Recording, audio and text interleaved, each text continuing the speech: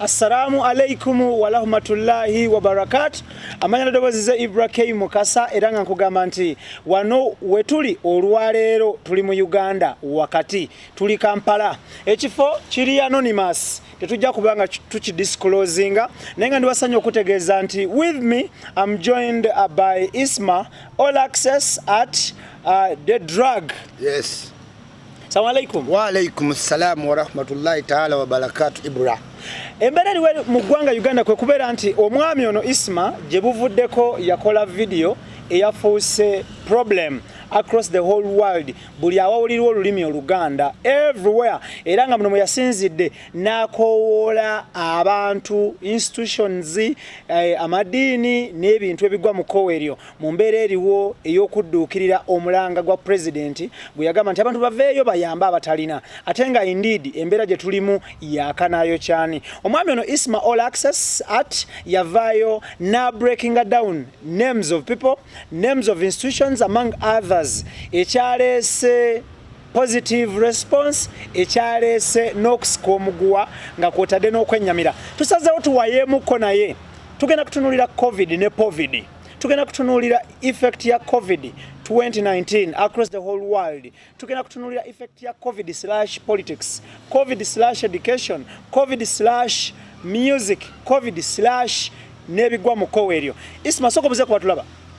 Nje baliko banyaba ne baseba abanda babampita Ismail All Access King Kong worldwide ku all social media platforms woberondabira wonna across the world. Mbebazaako nnyo mwena abagenda okunda bandi musanyufu nnyo okuba kuwolokusoya Ibrahim Mukasa era nga nawe mukimanyi nti kya kitiibwa bw'otaba na Ibulu obe naani. Embeera gye tuyitamu enyigiriza naye ate etuyamba buli wetubeera mu pain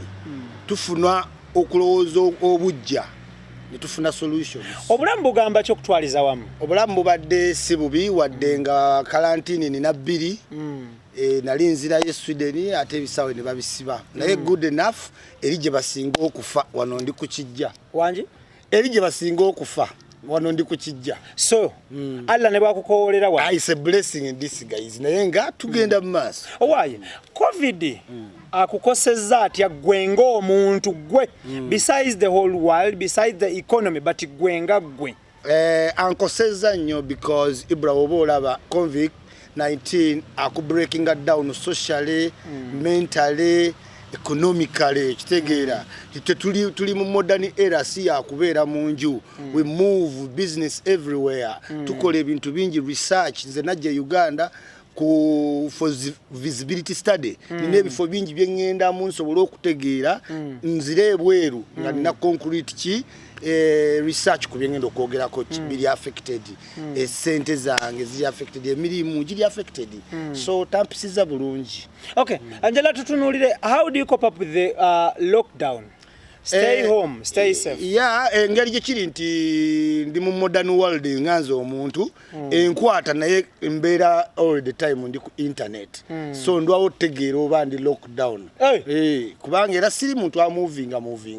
mbeera station naye we mbeera nga lockdown ogifiringa jako internet. Awo ogifiringa kuba byonna nze byenkola ebindeetera ssente biva ku ki? Ku internet. Thank you so much. Omulungi atulaba tulina Isma All Access at King Kong the drug.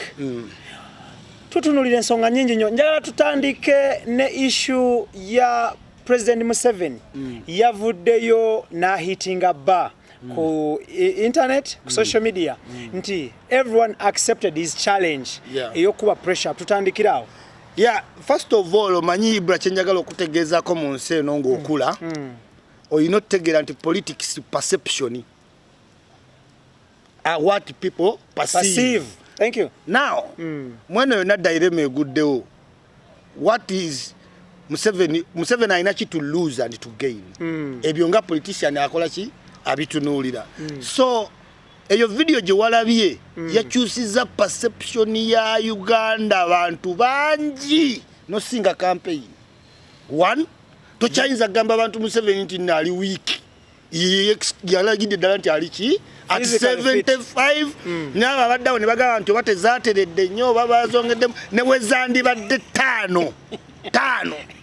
gwe kwata jjajjaawo bakojjaawo mu kyalo Masaka w'emyaka 75 mugambe weewete weewese olonde empiso owulire omugongo we gubwatuka ebinywa. Museveni changed the perception. Abaka naddala ku kitonde kye bayita omukyala bo bategedde n'abantu abatatera laba president regularly. So ate it's a new thing. Yes, it is a trend. Countries zisaba aba presidents bazo bakole ki bakikole. Now ekyo wokijjawo yibula neno karantini ne appearinga Museveni jazza appearinga ku TV is assuring the country nti ali ku fight eno eya COVID-19 atali physically fit. Kati gwegendo omusaba akalula epaida koboko kiboko jofu naye si yakuba bantu bajja kwa banyivu nkubuli. So let me ask you ba opposition opponents ba Museveni kino kibalaga ki anti yasose n'abakulipolinga atya yategedde bw'okkiriza abantu ogabalirifu bagenda abantu bagenda powalinga lave yabwe eri Bobi Wine eri Besigye okitegedde deni Kalidinali ajje Mufuti ajje ani MP bali prominent people. Museveni ofiire muki muli ba strategies ne bagana edda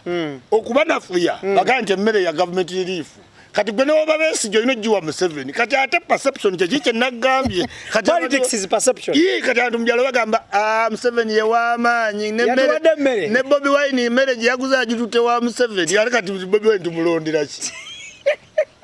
wali ogenderedde lwaki Museveni ogamba ogenda kwesimbawo nga you are really a viable candidate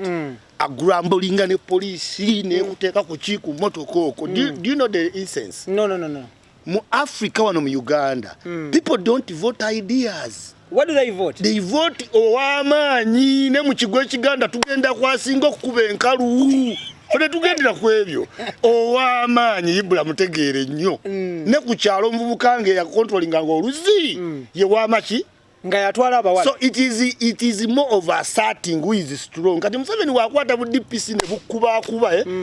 abantu mukyala gamba bannaye tubadde tumanyi ono ye w'amaanyi naye Museveni yamumaze mudda perception. Isma, a quick one about that still about food relief. President yavayo nalangirira nti gubana akwatanga agabe mmere gumusango gwa Nagomola. What is your take over that? Ati government politics yetayinza kulekerera any situation nga wolaba nti mba mufiiriddwa naye ababufuzi wasituka boogera ki aba politics nti politics tayinza kwebulizaayo cause ali economical social mu bulamu bwaffe. So kati Museveni wadde kundi weeri ba political gundi babazanya ababala politics wote bakoowa babalamu kati mweno situation tujjeemu ki kati Museveni nkugambye okulipolinga nti koyagala n'ensi mu other side of health yeki yayagala omanya nti abagenda okugaba emmere eno organized processing gye tuli overpopulated tetulina address ekifo kiba crowded oyinza okujja mu ngona ngozo ogenda gaba ensawo 10 n'ogaba 100 n'ogenda ekasubi ate n'ogaba 5 so dependence enyimbo izo gisangimu abantu ate n'amanya nti abasirikale order ni order sio maombi naye omuddugavu ojjamu obuwunga butuusa wali obuwa omuntu awo wakati awo ekikopo kibule ekyobuwunga the person. I know. Omulungi alaba tulina Isma All Access era nga King Kong the drug. Yes. Tulinayo wano e Kampala Uganda tutunulira ensi nga bwetambula. Isma ono muleeta olw'ensonga because of his age. Ndabye ebintu bingi. Musajja myaka 5 n'omusobyo. Musajja atambudde, musajja ali informed, musajja alina obwongo. Njagala mugenderere nnyo abantu abakulu atenga batambudde atenga bayina obwongo buli lwobeera ne factors ezo ensi enyuma buli lwobeera nga waliwo kwebya ekibulako era olaba nga byokole era waliwo ekibulako Isma nga tuvuddeyo njala tutunuulire olunaku lwa leero Uganda tuli mu mbeera ya bongezeyo kulonda kusigalewo bongezeyo kulonda kusigalewo. What is your take over that? Basically nkugambye nti ensi erudde olaba pandemic era nkiwa Ibula w'olyawo tojabangayo neki wadde. So Africans naturally tubeera ne gye tuyita ancestral mind. We reflect ola tuziika olumbe tuba sentimental. Now so kuva mweno situation yibula yeetaaga reconciliation. Kwagala n'abantu bategedde okwagalana kiki kikulu. Ojja genda okuddo bagamba nedda politika abannange mutuleke twakava mu bulwadde tukwatagana abantu bagenda baludde okweraba teri movement okitegeera. So impact n'embeera ya economic drain gye bagenda obbaamu bagenda kuba tebayagala. Ne entertainment ne dawa after curfew egenda kukuropinga sirole kubanga omuntu tuli gaini eno momentum gyobaddemu ekola ne center abantu ze bafiiriddwa ibula omwaka 2020 resolution zonna zaatufudde twazijjeeyo tetukyayina. Do we need an election in 2020 or 2021? Andi kugambye nti mood y'abantu egendera kwasatinga ne banaateka election bagenda londa Museveni kiri kyavuddewo kyakironza Museveni kati abantu perception nkugambye ibula nti banaddi politics cults waliyo omuntu ekaabwohe akuba omuggo lwa Museveni n'akutta naye nga alina t-shirt kyenaalemu kyayuzika okitegeera kyovola bamukulonda ba strategist bakwata president ne bakwata call tune ne bagiteeka ku simu. Every person alina essimu aba ali eyewaabwe ishongololo nawulya aro this is Museveni badde nkusaba akaki gwe ne bwogenda tayinza kukakuwa ye yayogedde ne president subconscious mind ye okulya nti Museveni gwayogedde naye kimumala kati najja nakolera election data Museveni nti bwobeera yeggwe Kyagulanyi asanyuka Kyagulanyi kewaayo lyeri ku last ballot paper alphabetical order wakati nagattirawo ganaabirimu omwenda agewandiisizza kati ebifaananyi nebifa abantu baga tiikinga wano bana baga tiikinga wano be bagamba obufu bagamba abawagizi bo tiikinga wano naatiikinga kafu ogenda obalaga. Okay, nga tuvuddeyo eyo njagala tutunuulire what is the reality of story of the story of the issue between abantu thinking nti akawuka kano kali between America and China era waliwo abalowooza kava mu laboratory ya America abamu balowooza kali developed by China. Gwe nga asoma abeere nnyo ku internet ataganjula internet kituufu kiri ki? Ekituufu kiri nti ibula olaba nga mu Sweden mukama tubeera bakulaga today technology gwe tuyina mu Sweden gwe bakola naggwa ne gwe tukozesaako gwe tukozesaako alinga 2%. Mu Sweden chip zajja dda nga teweetaaga bisumuluzo oba bank card buli wamu okoloti not forgetting the side effects. So zinensi ennene zayingira dda cyber wars fe ensi za Africa zetutayinaako wadde ki idea nga wuli abantu bali mu kubuuza mbu naffe ab'enakaseke corona tukwatako oba waabe Kampala okitegeera kitegeeza oli wala oli wala kakati mukubeewala bano bayingira dazira balatole kyovola abantu baali bawera ensendala okufuna chemical plants ezo balwanyisa nnyo Iran oziwulira because wofuna ezo plants otandika okumanufacturing ebintu bingi balina laboratories nyingi. Kati China ebbanga lyerudde ng'eraba nti egeze economically naye penetrating over America yalina okuyiya strategy ekoze etya omuyita wanga America ali strong militarily ali strong economically ali strong in every department muyite mu virus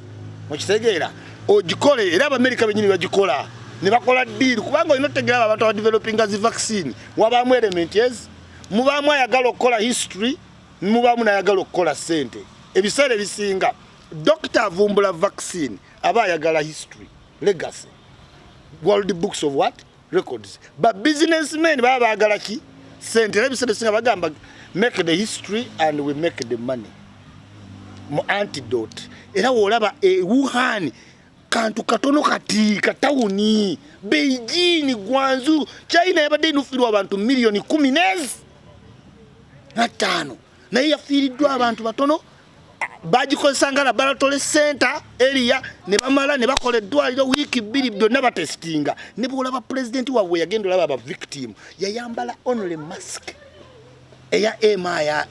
RMI ate nga president yalina okuba covered ku pandemic okuva waggulu mpaka wa ne baali sure nti bamaze odde omukubaza antidote bamaze bwolaba Ebola today China factory zazzeemu era yetukolera ebintu ate yamanya nti ku stock exchange market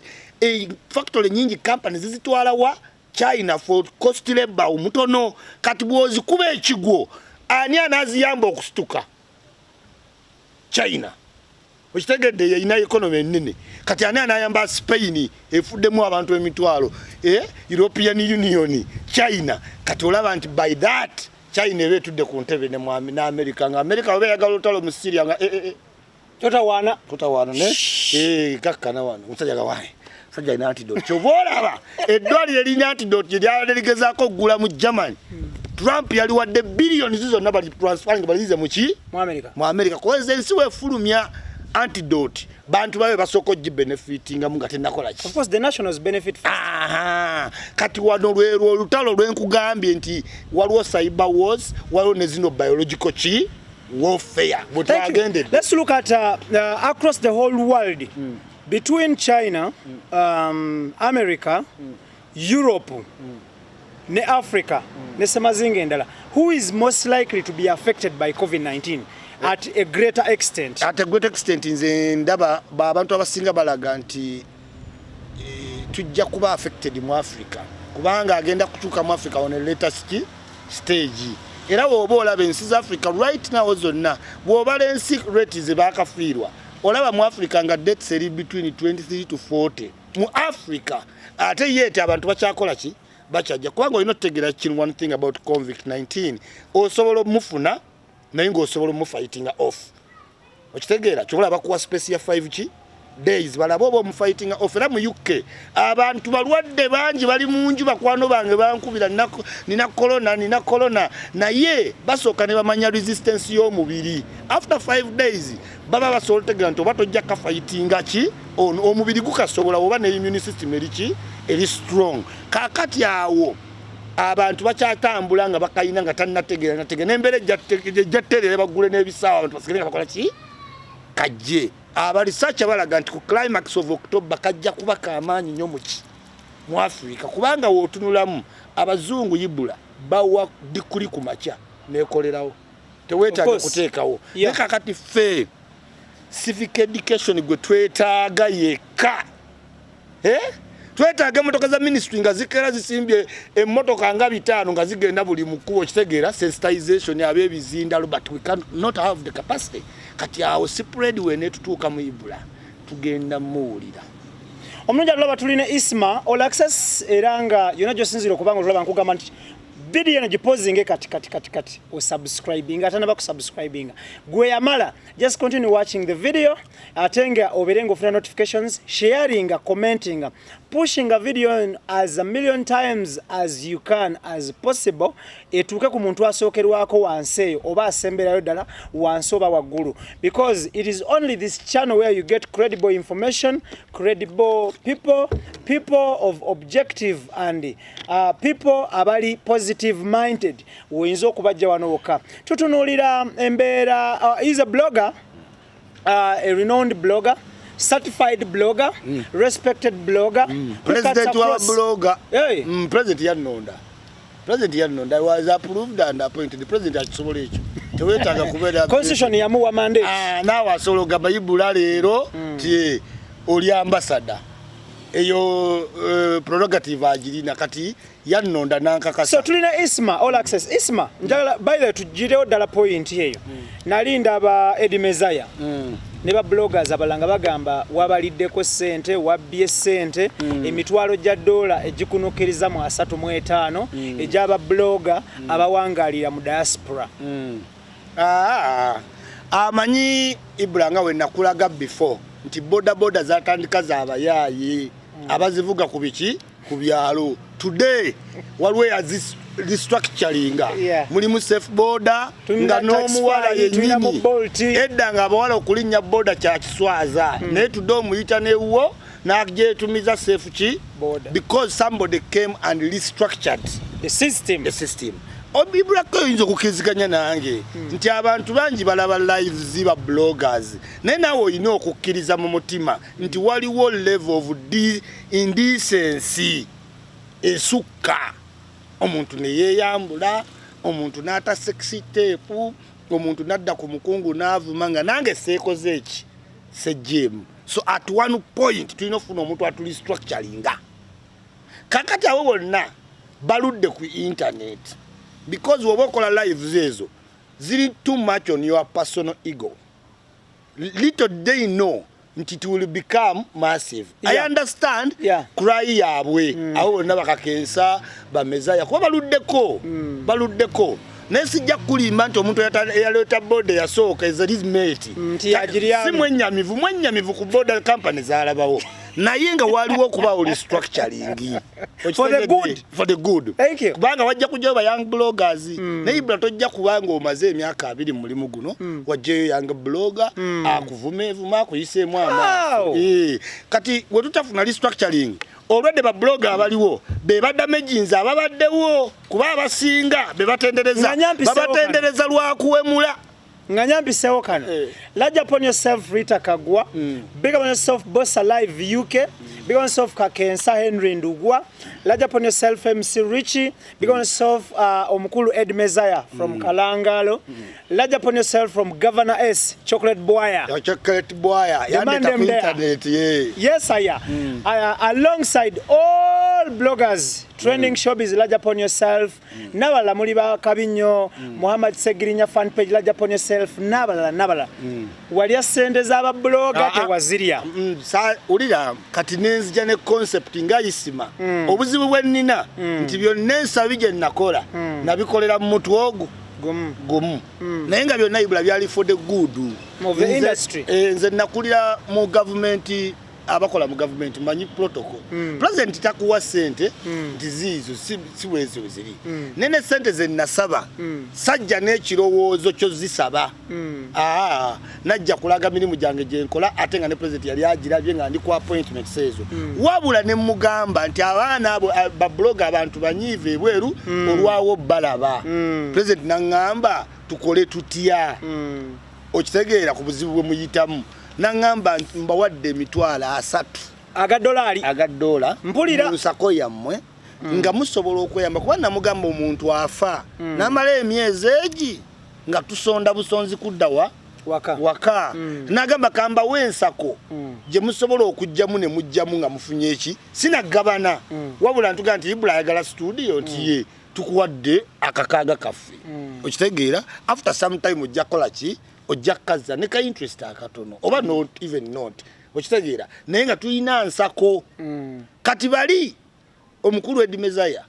yeewulira nga mukulu wa kika kya internet yalina otuuka wali mwedira ki naye obuzibu Mezaya bwatamanya nti ebintu bino inoba ne contact ne influence nze nina influence inze wanji nina influence wempita awantu ne bangana gotogendanga kitegeeza tojja yitawo jiba miggo kati Mezaya nkwagala nnyo naye guma gino emyaka ena gye ngeno malako nga president nga mbateekateeka oluvannyuma tulondenga gumugumu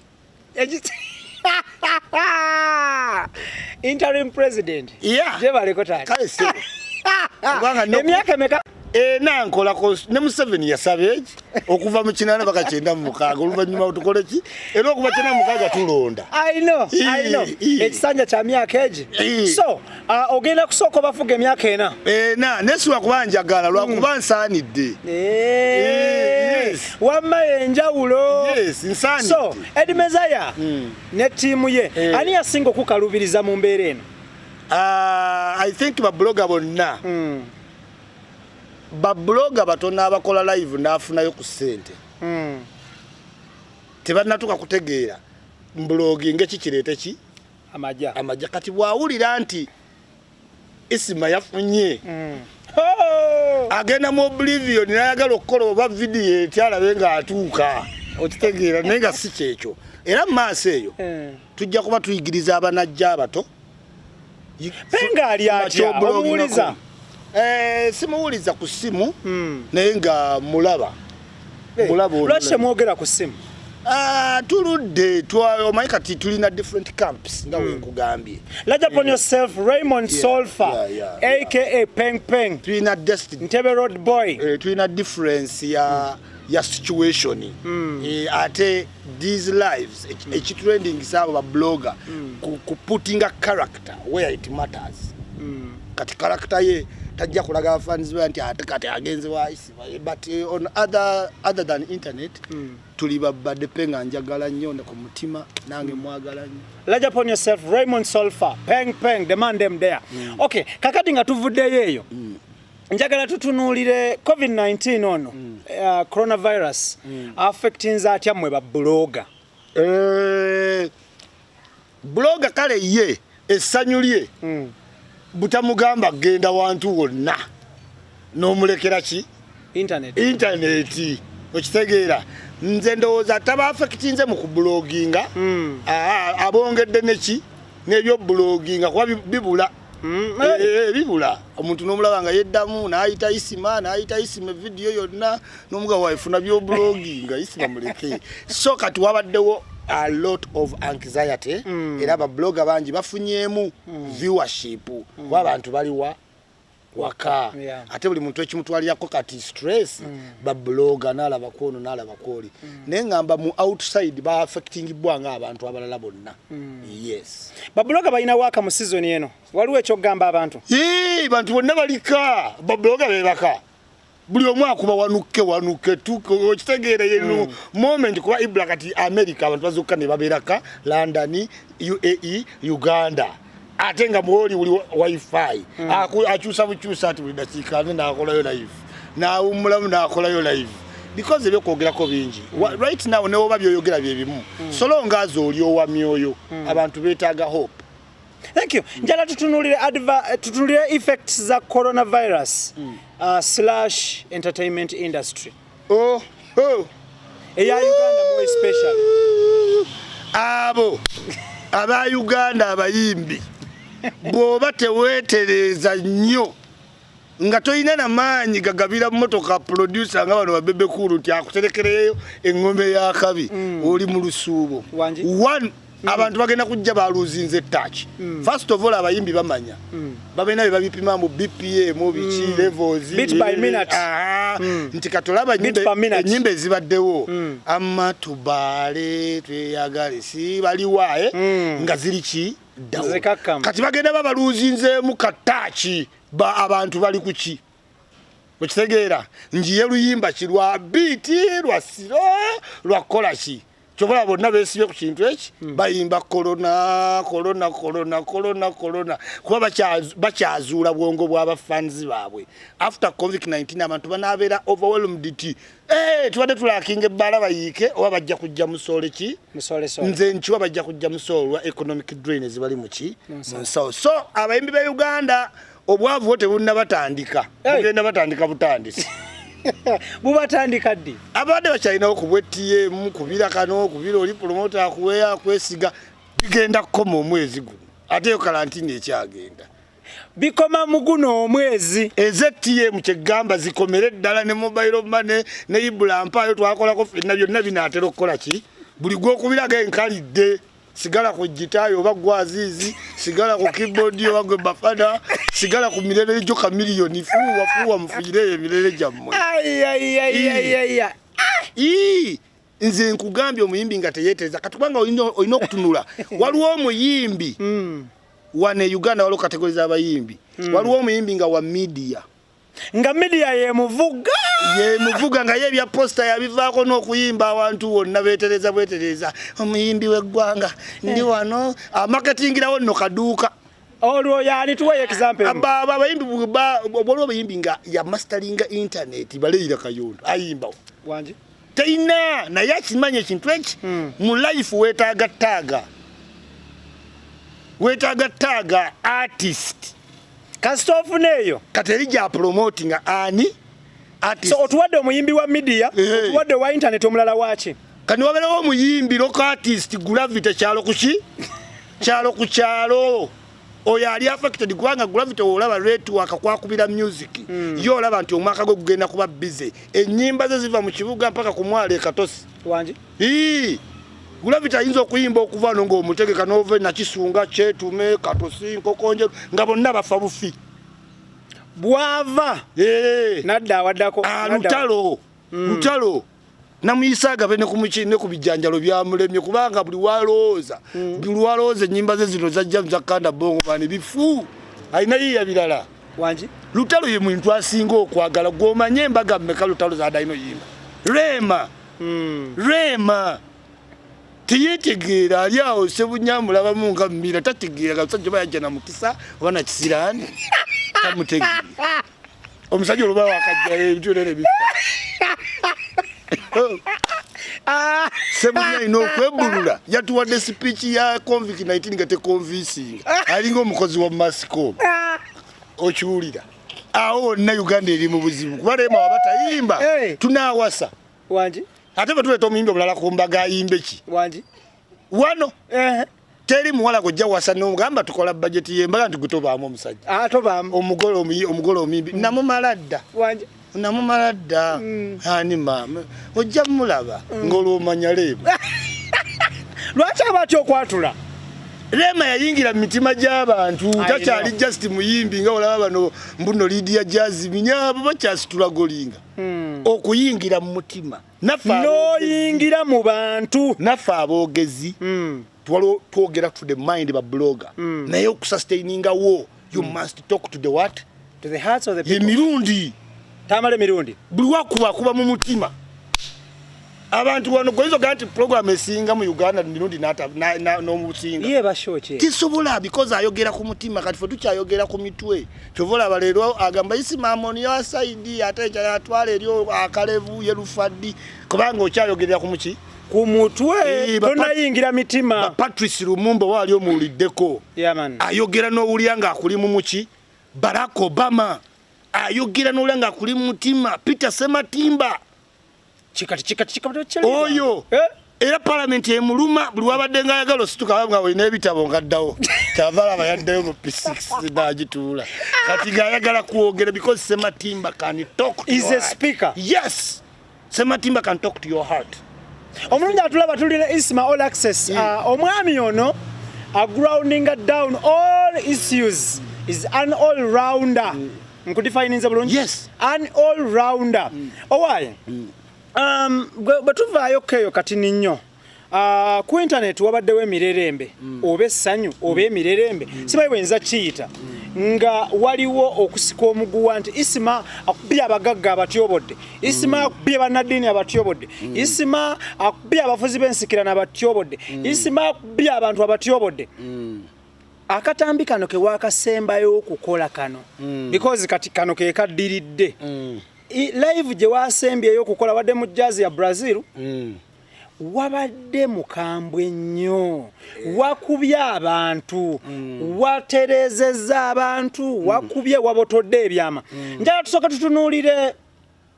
kyakuletedde effect ki akatambi ako kalese side effect ki kalese side effect esookera ddala nti abantu abamu mu Africa nga weggambye tuli ancestral minded nti kabaka n'abagereka pastor mufti sheyi chairman abantu abamu amanya ugabasigalako nebbanga oba ogenderedde waliwo omuntu gomanyi nti chairman Ibrahim nga yabuvaako nadda ne wakuloba iba muyitani chairman so they are concerned people ate n'okubanga ekyo balwawo kiraba mu kalicha yaffe okudda wali n'oyogerera ddoboozi so n'olusimba siyombye ne Katonda yankola nze nina zino dabo balala emimiro minene wenjogera odowooza mba nkoze eki nyombe wabula nabadde episawo ddoboozi however ate n'eddoboozi nayo naliyisawo nga nange ndi concerned kuba we nalaba vidiyo ng'omuntu agamba yagenze ewa Katonda nze mbanga lyenjagala Katonda ne bannabbi be n'oŋŋamba bali waliga ate nkyalinda ki mu kusaba ngende oba okola ki wano mbayibula kati omuntu oyo yammalako emirembe nalaba nga anzivodde ekintu kyenninda Ibula omuntu nagamba nti olinda genda bweru olinaga nti tuva bweru tuwadde ennyonyi eri wali eva ebweru weewuunya so naye despite that the message ng'ogyeko nti kale eddoboozi lyange liba olusi waggulu ne action zange mu video that's character naye nga the message abantu bajagadde. Are you sure? Yes. Weda abantu bankubira ab'ebitiibwa bampandiikira mu inbox. Weebale nnyo naye nze ndekani ate kuleka ki ngenda kuleeta ekiwulira tebiri personal. Owaye waliwo abakugaye nti weebale naye nze nsaasira ntaka ngenda kuwaayo ku lwokuna muno ngenda waayo biki Kamiliyoni nampayawo $5,000 nga atidde nnyo nimwe Kamiliyoni teziri ku nze bali abantu abamama miyo okuva edda genda obawe ebijja ab'ekipepewo okitegera Ibula. That's the thing. Okay, njala tutunuulire the effect was nti abantu balumiddwa wabakonye ku bantu baabwe. Yes. Njala tutunuulire kyaleese ki birungi ki ebyakijiddeko akatambi ako kajiddeko birungi ki akatambi kajidde wakatubulyako $5,000 gya Kamiliyoni. Akatambi kajiddeko nti Ibula nze kati gino emyaka ejange tegiri nnyo sente nzaagala naye nazigezaako dda ne zigaana ziri kati gwe zoyinza olowooza okitegeera kati nasigala mu sustainability and maintenance. Nze nina omutima omukakamu nyinza kuba nyinza ne $5,000 Ibula ng'olina $15,000 naye nga sina kyenjagala ku $15,000 nange nnamu ameka 5 gange gantwala eka. So the thing is not about tekiri personal ate tekiri about money naye kikindetidde connection kuba waliwo abantu abampandiikidde nange mulina empulanga ngamba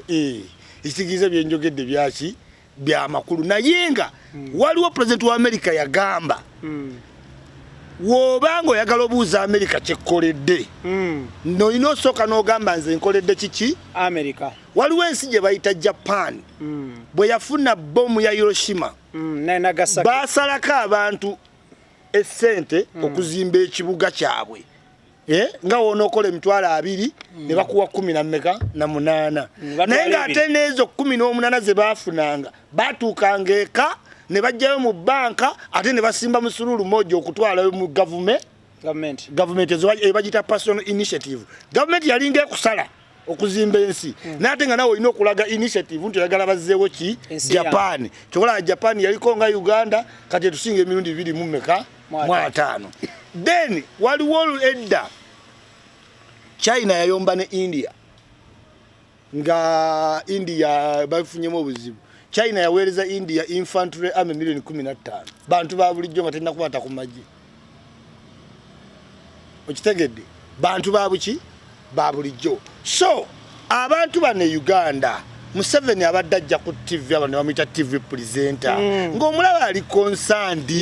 ng'era bano abagagga Ibula naawe obamanyi bakirimaanyi buli kintu ekibawo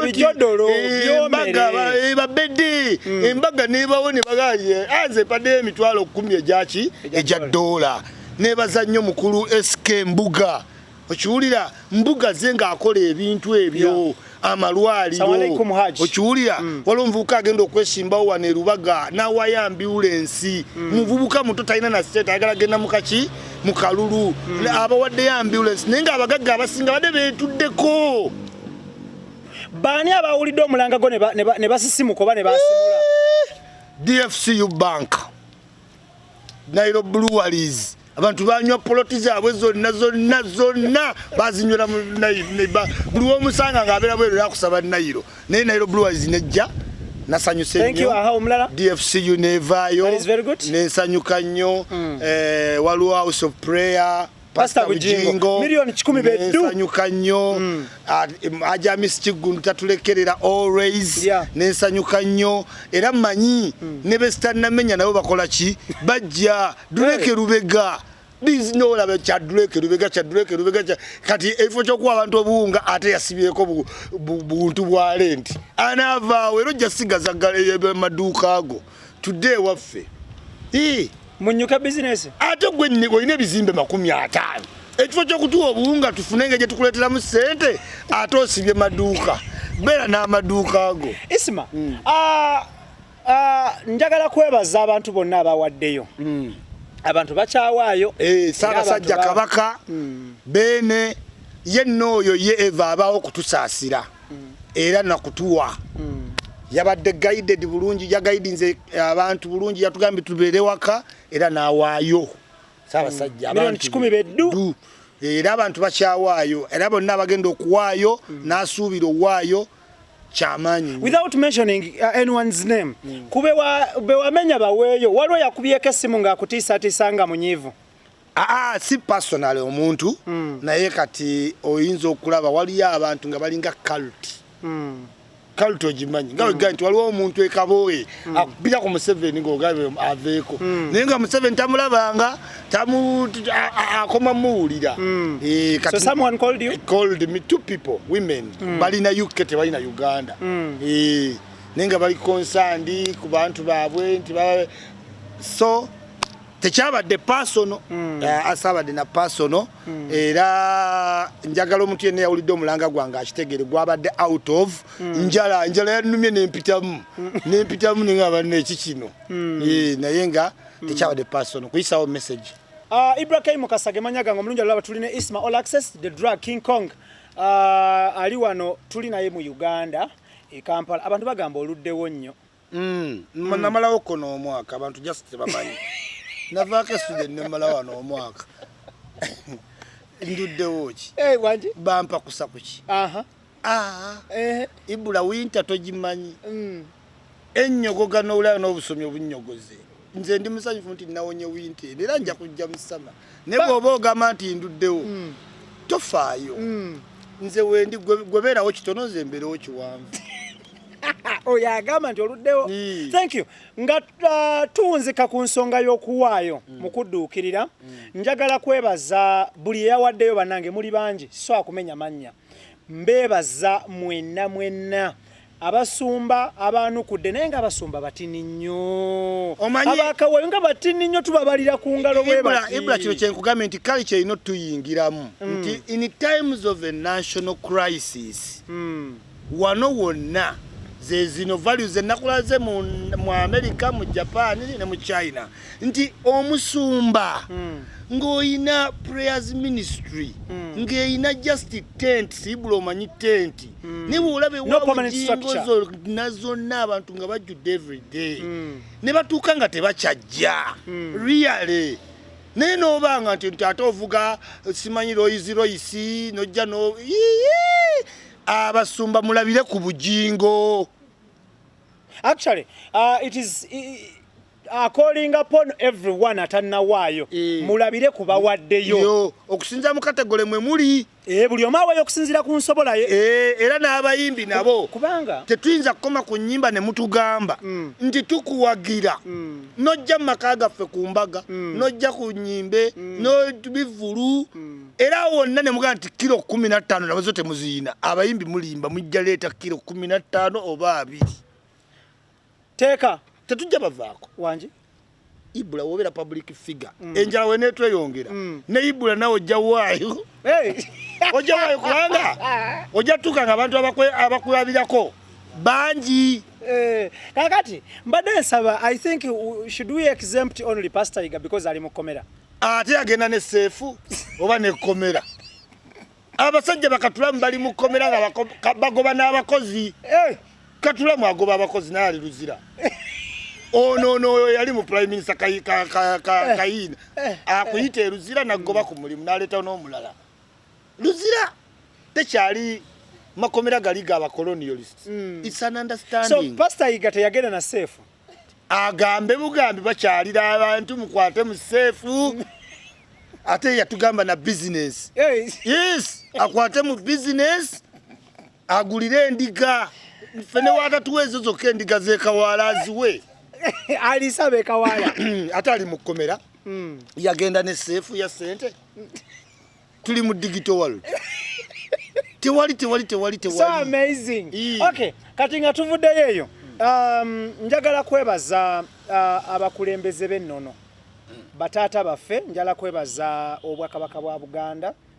njagala kwebaza obwakabaka bw'e Bunyoro nange njagala otwala omukisa guno okwebaza Ssaabasajja Kabaka wa Buganda era okubeera omumuli kubanga tugamba abalala bonna balabire kwabo abakoze eki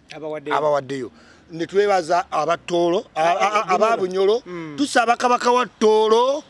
tusaba ono wa Busoga yani bali bana bali basatu balemye okuvaamu tulaka y'obuwunga bawera abana bali basatu balina basonga balina ababa kyabazinga bafuna omu n'abazinga naye tebannaweza wadde lole y'obuwunga naye nga bali ku buligi beekiriisa muleete obuwunga abasonga mwe muvuddeko entu yonna ebitwewuunyisa mukama wammwe yagenze tugamba yafunye eddagala lya covid-19 tera musoga yalikoze madamu Kadaaga oli lawyer honorable speaker mama we babanga boogera ku bintu bya medical gumiikiriza nnyo mpaka order paper wenejja nga byagenda bidiscussinga n'egiyo okupapapambu era kubanga omusoga yakoze era omuddusiza supidi wa president okozesa president omuntu afunye eddagala lya nsiri nti naafunye omanyi sente zitwandibadde kati yalagawa baleese omuyaye weye Romania yenna alina obusulubu Museveni alabye ne Uganda temuli bantu b'amazima bagwamu kuba okola sipiika n'oggwamu dakiika 2 n'oddusa omusajja alina magnesium nti omutute wa pulezidenti nti alina eddagala lya diremye scientist omuyindiya omuyirani omuchina avene nti yazuusa aliyiga ng'akola yuki anyway Ibrahim Kasage manya gange tulina Isma All Access tutunulira ensonga nyingi nnyo mu ggwanga Uganda tukoola abatannawaayo muweeyo abatannawaayo tuweeyo abawaddeyo ng'okyalina osobola okutwongera tetujja kutamiira njagala ku by the way ku nsonga y'okuwaayo owekitiibwa Afande Nakalema yakutta abakungu bana Gabbi ate office ye yalimu n'obubbiruli sente nyingi ogijjuka prime minister's office kugwa Mbabazi era waliwo sikando wano mu Uganda ibula government yawo ne Uganda wamanya ku ddwaliro lya wano eryali walire bafunye omusajja sente erya wano Lubowa ku lusozi wano bwewa awo kasita balangirira milioni 3 ebya dola wano mu Kampala tewasobola tulawo milioni 3 ebya dola n'oba n'omutwe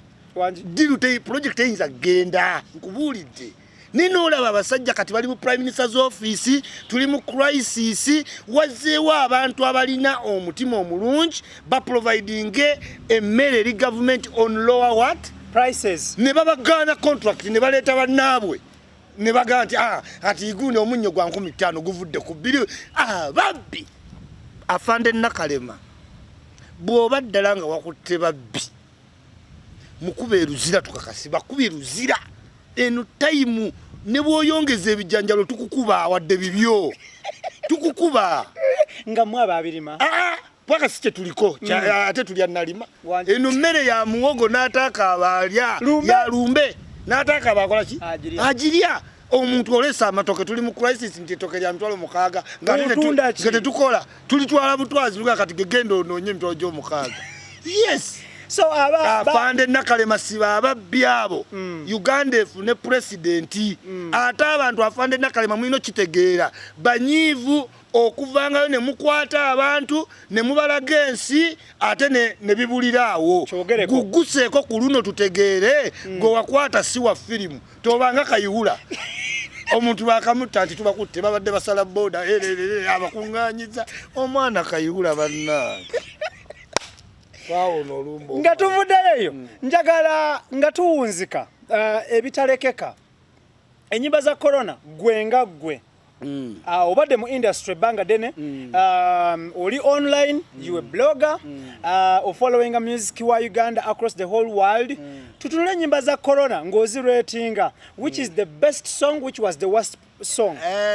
nyimba zempuliddeko so far kyenjagala okugamba to disment first nti cause eri ku spreadinga ki message bonna gye bawaayo naye abayimbi ba Uganda balina okuba n'otuula n'okkiriza nti music is a career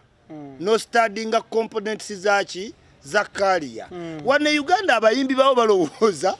bwakuba oluyimba ne lugenda ku airwave afunye career muki mu music. This is when nga wembaleetera pulyambo kyengino bagamba we mutunulira nnyo omuyimbi nga Bebe Cool agenda okukola nga yeetadde mu position ki entuufu. Now wobola bolimba lwa corona 19 olwa Bebe Cool muina aspect gye mulubuusa etya Bebe Cool olimba lonna lulimu ambassador role minister of what health ekitegeeza ye kyagoba si luyimba lwokka project zigwenga mu minister of health nga za kusindika message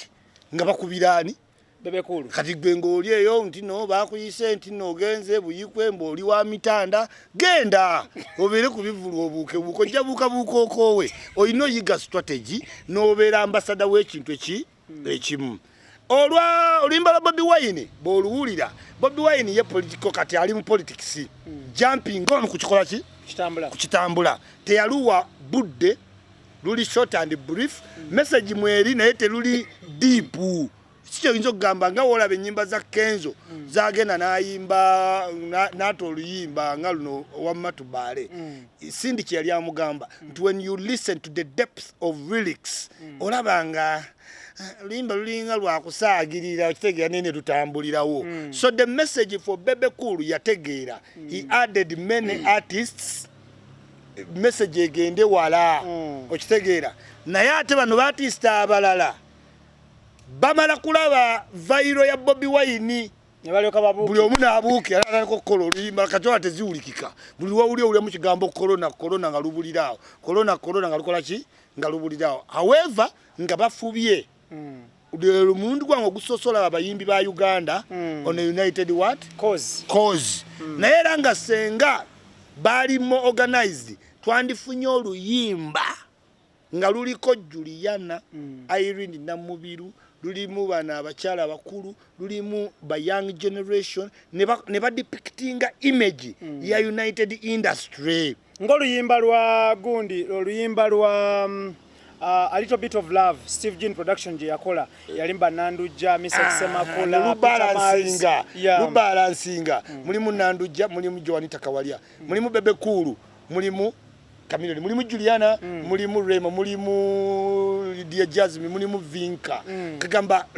luwa generation projection nti Nandujja earlier generation Chameleon next generation Vinka the next what generation and fresh kid so to be kati welaze kyabaawo enga entone zibadde nungi Fefe Busi nawuliza kululwe nawulide kulwa Waikibenda olwa Epas Epas emimbi asinga okunyimbira obulungi naye ate tanyumira anyimbira bulungi naye tanyumira is not an entertainer music munyuliriza ekaye mbawo mpula bulungi naye sijja munyumirwa mulaba wali tukyetaaga ennyimba za corona endala tetwetaaga ekiyimbisa abayimbi ennyimba za corona misegeje ebise muki eddiba lye ng'oliteeka mu ndiga bamanyi bagenda basaba okuwaayo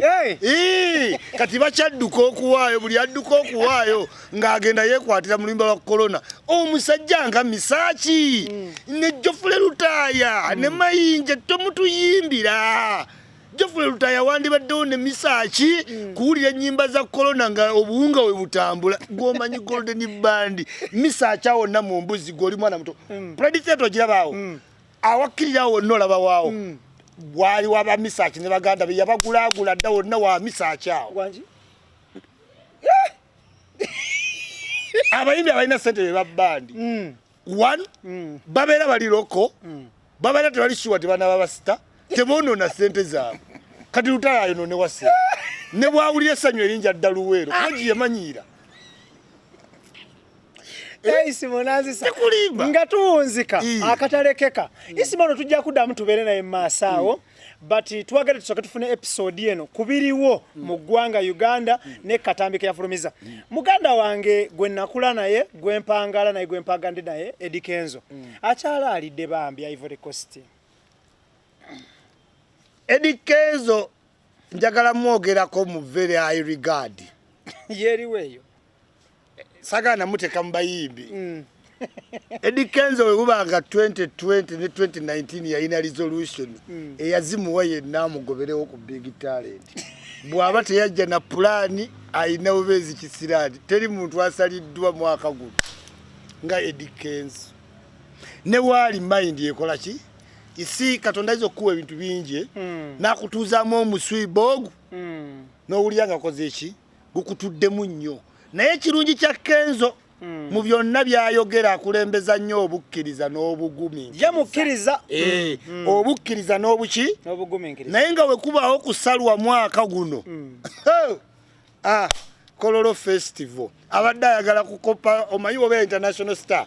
Oyina byolabira ku baki? Ku banno. Kati Kenzo agenza olaba nga Wizkid festivals nga Diamond Festival. Bye bitrending ebine bya concert. Nagireeta nakwata luba event la baabo mu banka baba twala $10,000 kolono gyavudde kolono gye yava ate ng'omwana awuuzumya Ivory Coast lockdown ya Ivory Coast ya nnaku 5 mwezi wangi 5 bakatambulako mmeka mbale ate balina nojjongezayo yewe wali effect bali akamulali Ivory Coast bakwata bino bikamulali ne bakola ennyama nemenye Sweden babeeramu akwata ennyama bino bayita gusi soup ali mu region yonna Western region ne balyoka bateekamu spinach ne basajja mu bukamulali ne babugotagota bati nkugambe oli emmere ne weeraliikirira ate onogifuluma Ibula Kenzo oli muganda wange I read from the bottom of my heart manyi bw'owulira ne by'otaddemu mu mwaka guno kyennyinza okugamba kyokka nze ndi mwogezi twogera ebigambo bingi naye kyennyinza okugamba nti nga bw'oli mukkiriza naffe lwe tuli yongera kukkiriza mu Allah osoboka okwebbulula era bw'ova mu COVID-19 omuntu yenna akuwaddiru ngeri wansi wa $2,000 mugeetontawaanya omukazi atandikiremu $2.3 ejja dola okudda likavale anti olina omanya loosi kati eno loosi teyinza ssala Kenzo nga weesaze Big Eye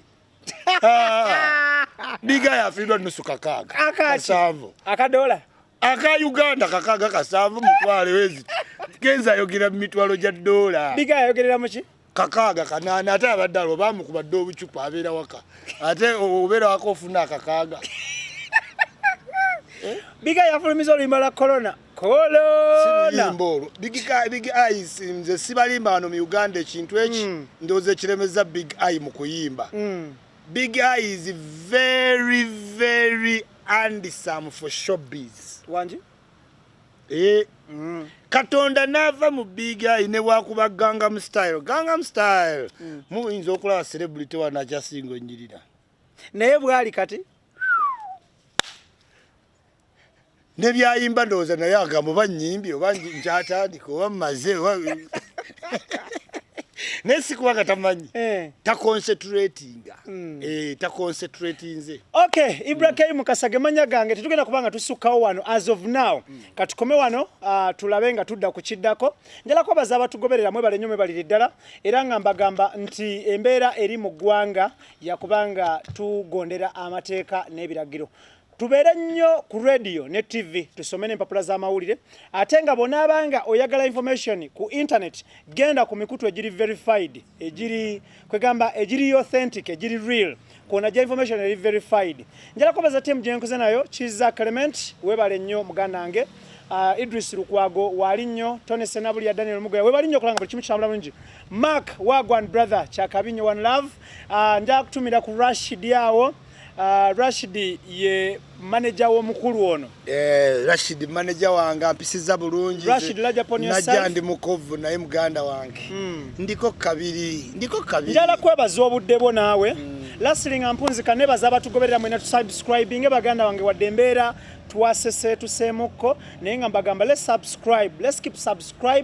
subscribing sharing videos zino tambuze waake eno tuspreading enjiri ey'amazima obwerufu ne reality tuve mu videos obufuusa ne waaka waba blog obufuusa mbagamba nti Ibrahim Kasage manja gange byowulidde ku mukutu guno si byaffe abaguddukanyo baba gutwalo banza akolako wabula bigambo by'abantu sekinnomu betuba tukyazizza sibe guli yesebo nange ndi musanyufu nnyo okubeerako